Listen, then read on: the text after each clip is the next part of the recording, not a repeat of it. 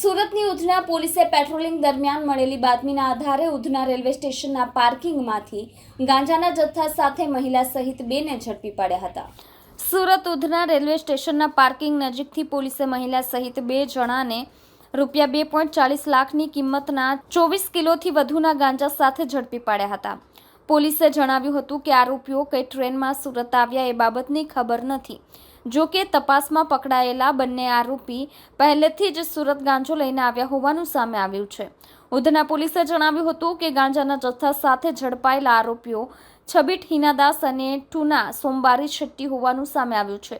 જો કે તપાસમાં કઈ ટ્રેનમાં સુરત આવ્યા એ બાબતની જાણકારી થઈ નથી। હાલ ઉધના પોલીસ તપાસ કરી રહી છે।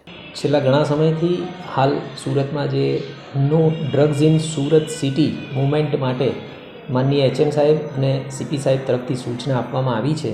તે અનુસાર હાલ અમે બાતમીદારો મારફતે અમારી જે માહિતી છે અને આ જે ડ્રગ્સ બાબતની કોઈ પણ મૂવમેન્ટ હોય તો એ શોધી કાઢવાના પ્રયત્નો અમે કરી રહ્યા છીએ।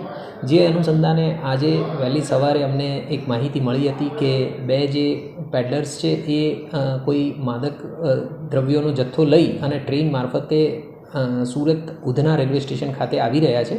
જેના અનુસંધાને અમે તાત્કાલિક ધોરણે આગળની કાર્યવાહી હાથ ધરેલી હતી અને અમારા ધ્યાનમાં આવેલ કે 2 વ્યક્તિઓ જે છે જેમનું વર્ણન અમને આપવામાં આવ્યું હતું એ વર્ણનવાળી વ્યક્તિઓ રેલવે સ્ટેશનથી જ્યારે બહાર આવી રહી હતી ત્યારે એમને અટકાવી અને ચેક કરવામાં આવ્યા। ચેક કરવામાં આવતા લગભગ 24 કિલો 58 ગ્રામ જેટલો ગાંજાનો જથ્થો એમની પાસેથી મળી આવેલો હતો અને આ જે 2 ઈસમો છે એમને અટક કરવામાં આવેલા છે। આ પૈકી એક જે લેડી છે એ છબીત હિનાદાસ જેની ઉંમર 35 વર્ષ છે અને જે બ્રહ્મપુર ઓરિસ્સાના વતની છે અને બીજો જે આરોપી છે ટુન્ના સોમવારી શેટ્ટી જેની ઉંમર 40 વર્ષ છે અને જે ગંજામ ઓરિસ્સાથી બિલોંગ કરે છે।